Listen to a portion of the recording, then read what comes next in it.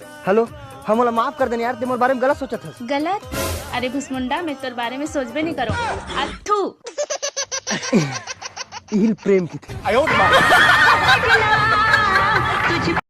यार मैं तोर से कुछ मांगू देबे। तोर बर तो मोर जान हाजिर जी। तो 150 रुपये उधारी देना। भैये आज से तोर मोर ब्रेकअप।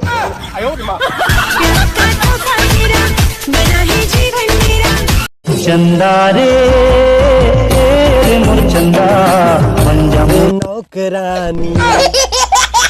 अबे नौकरानी नहीं, दिल के रानी होते। तो उतना के हिसाब से गादर हो ना मैं।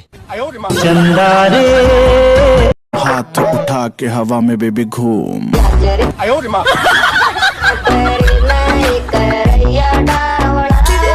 यार प्यार में टूरी बन के कोई भरोसा नहीं है। कैसे भाई?